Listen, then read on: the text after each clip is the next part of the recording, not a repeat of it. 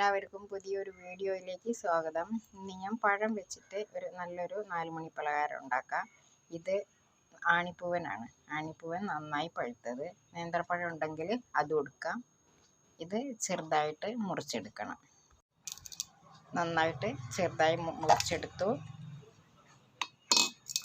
അതിലേക്ക് ഒരു ഗ്ലാസ് മൈദപ്പൊടി,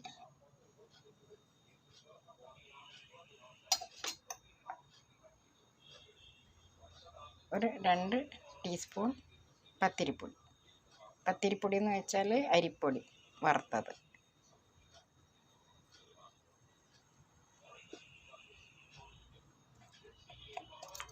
അതിലേക്ക് കുറച്ച് എള്ള്,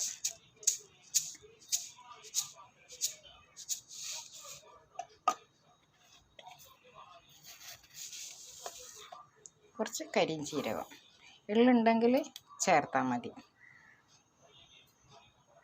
5 സ്പൂണ് പഞ്ചസാര, ഒരു 4-5 ഏലക്കായും കൂടെ മിക്സിയിൽ പൊടിച്ചെടുക്കാം.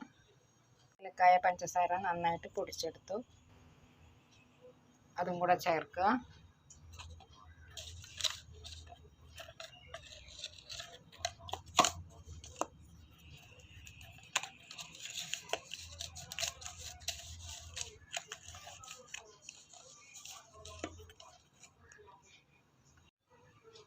കാൽ ടീസ്പൂൺ ബേക്കിംഗ് സോഡ,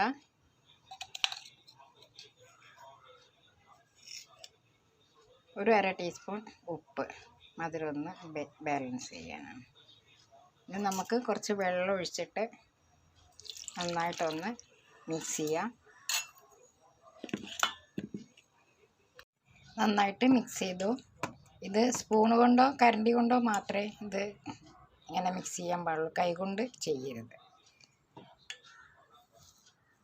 ഒരു 10 മിനിറ്റ് റെസ്റ്റ് ചെയ്യാൻ വെക്കുക. നമുക്കിത് ചുട്ടെടുക്കാം. കുറച്ച് നെയ്യ് ആദ്യം ആക്കിയിട്ടുണ്ട്. ഇനി ഓയിലോ വെളിച്ചെണ്ണയോ എന്താ ഉള്ളത് വെച്ചാൽ അത് ഒഴിച്ച് കൊടുക്കാം. ഒന്ന് മൂത്ത് വരട്ടെ. ഇനി നമുക്കിത് ചുട്ടെടുക്കാം.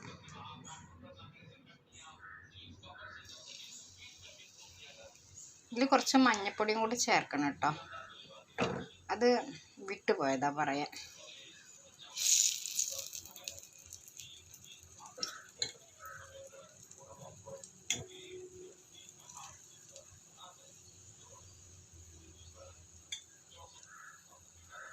നമുക്കിത് കോരിയെടുക്കാം.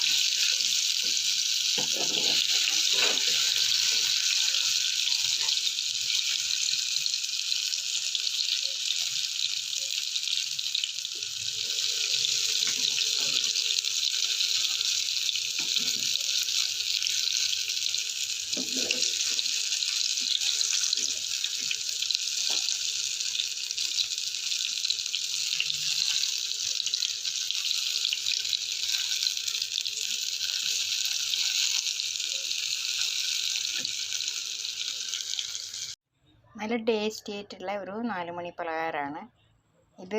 ഞാൻ ആണിപ്പൂവൻ കൊണ്ടാണ് ഉണ്ടാക്കിയത്. നേന്ത്രപ്പഴം ഉണ്ടെങ്കിൽ അതുകൊണ്ട് ഉണ്ടാക്കാം. നല്ല ക്രിസ്പി ആയിട്ടുള്ള നല്ല ടേസ്റ്റാണ്. നിങ്ങൾ ഇതേപോലെ ഒന്ന് ചെയ്ത് നോക്കുക.